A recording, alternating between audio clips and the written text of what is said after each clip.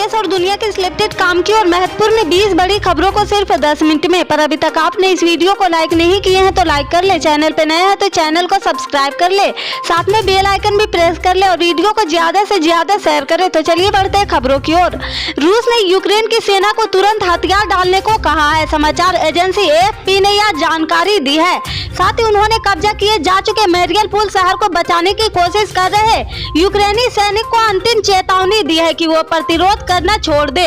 रूसी रक्षा मंत्री ने यूक्रेन की राजधानी कीव को संबोधित करते हुए कहा कि वे अपने लड़ाकों को आदेश दे कि वह इससे जुड़े आदेश उन्हें दे और बिना मतलब का प्रतिरोध बंद करे।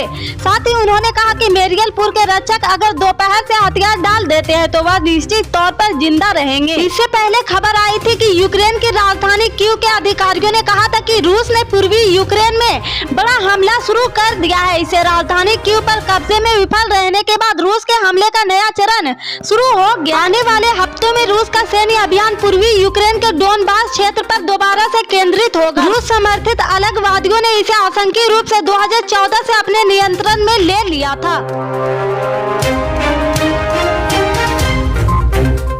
पिछले सप्ताह हनुमान जन्म उत्सव पर सांप्रदायिक झड़पों के बाद दिल्ली पुलिस ने जामा मस्जिद और हौज काजी इलाकों पर नजर रखने के लिए ड्रोन तैनात किए हैं। पुलिस की ओर से जारी ड्रोन के फुटेज में अंकरी गली से गुजरते हुए लोगों का विहंगम दृश्य देखा जा सकता है। इससे पहले छतों और गलियों की जांच दक्षिण दिल्ली के 2 इलाकों जलोसा और जामिया नगर इलाके में भी ड्रोन तैनात किए गए थे। शनिवार को दिल्ली के जहांगीरपुर इलाके में हनुमान जयंती के जुलूस के इलाके से गुजरने के दौरान भड़की सांप्रदायिक हिंसा के बाद पुलिस को निगरानी बढ़ाने की जरूरत महसूस हुई है। इस हिंसा में 8 पुलिसकर्मी और 1 नागरिक घायल हो गया था। मामले को लेकर दोनों समुदाय के अब तक 24 लोगों को अरेस्ट किया गया है, जिसमें मुख्य आरोपी अंसार भी शामिल है। पुलिस की 10 सदस्यीय टीम मामले की जांच और हिंसा में शामिल आरोपियों की पहचान करने में जुटी हुई है।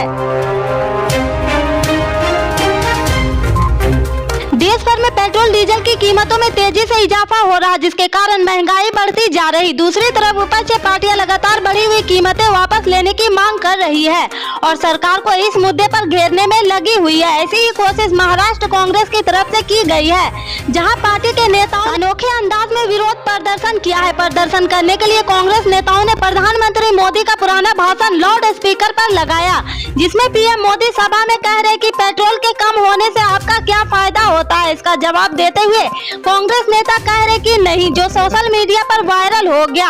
वायरल वीडियो में कांग्रेसी कार्यकर्ता एक पेट्रोल पंप के सामने जमा हुए हैं, लाउड स्पीकर के जरिए प्रधानमंत्री नरेंद्र मोदी का पुराना भाषण चला रहे। पीएम जनता से पूछ रहे पेट्रोल के दाम कम हुए हैं कि नहीं, डीजल के दाम कम हुए हैं या नहीं, आपकी जेब में कुछ पैसे बचने लगे हैं या नहीं, जिसका जवाब सभी कांग्रेसी कार्यकर्ता नामे दे रहे हैं। बीते दिनों में दिल्ली समेत कुछ राज्यों में कोरोना के मामले बढ़ने लगे हैं। ऐसे में लोगों के मन में यह सवाल उठ रहा कि कहीं यह कोरोना की चौथी लहर तो नहीं है। इस बीच विशेषज्ञों ने उन तमाम आशंकाओं पर विराम लगाते हुए कहा कि कोविड के मामलों में वृद्धि का मतलब चौथी लहर नहीं है। वैज्ञानिक ने कहा कि दिल्ली और इसके आसपास के शहरों में कोविड-19 के मामलों में वृद्धि के बीच अस्पतालों में भर्ती होने संबंधित व्यवस्था पर ध्यान दिया जाना चाहिए, पहले जैसे ही या फिर उसमें मामूली बदलाव हुआ है। विशेषज्ञों ने कहा कि राजधानी और आसपास के क्षेत्रों में संक्रमण के मामलों में वृद्धि का कारण कोविड के चलते लगाए गए प्रतिबंध हटाए जाने, सामाजिक और आर्थिक गतिविधियों में वृद्धि तथा स्कूल के फिर से खुलने जैसी चीजें हो सकती है। चिकित्सा एवं महामारी वैज्ञानिक चंद्रकांत लहरिया ने कहा कि कोविड-19 रोधी सभी प्रतिबंधों को हटाए हुए 2 सप्ताह से अधिक समय हो गया है। यह छुट्टी का समय है और लोग आपस में घुल मिल रहे हैं। यह सामाजिक गतिशीलता आर्थिक गतिविधियों में परिलक्षित होता है, जो महामारी से पहले के समय से अधिक है। कमीशन खोरी मामले को लेकर कांग्रेस के मीडिया विभाग के चीफ रणदीप सुरजेवाला ने कर्नाटक की बॉम्बे सरकार पर तीखा निशाना साधा है।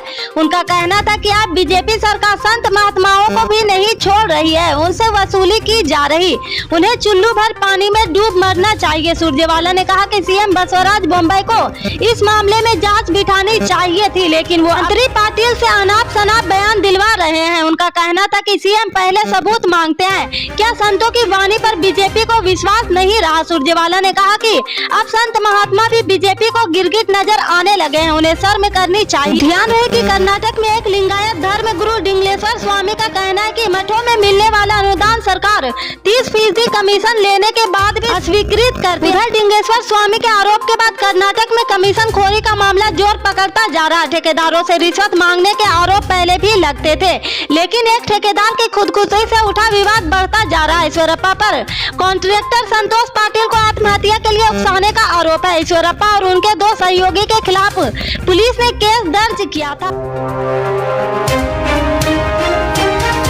कांग्रेस 5 राज्यों के हालिया विधानसभा चुनाव में पार्टी की करारी हार के बाद जमीनी स्तर पर संगठन को मजबूत करने, नई चुनौतियों से निपटने और आगे की रणनीति पर विचार विमर्श के लिए 13 से 15 मई के बीच राजस्थान के उदयपुर में चिंतन शिविर का आयोजन करेगी। पार्टी सूत्रों ने मंगलवार को यह जानकारी दी है। सूत्रों के अनुसार इस चिंतन शिविर में कांग्रेस के शीर्ष नेतृत्व, वरिष्ठ नेता और कई राज्य इकाइयों के वरिष्ठ पदाधिकारी समेत करीब 400 लोग शामिल होंगे। सूत्रों का कहना है कि शिविर से पहले कांग्रेस कार्य समिति की बैठक भी हो सकती है। यह चिंतन शिविर ऐसे समय होने जा रहा जब चुनावी रणनीतिकार प्रशांत किशोर के कांग्रेस में शामिल होने को लेकर मंथन का दौर चल रहा।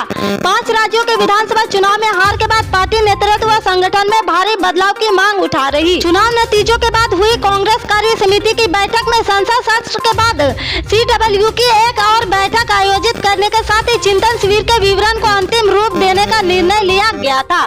इससे आगे की अपडेट्स को जानने के लिए जुड़े रहे हमारे राइट न्यूज के साथ। मिलते हैं फिर बड़ी खबर में, तब तक के लिए जय हिंद।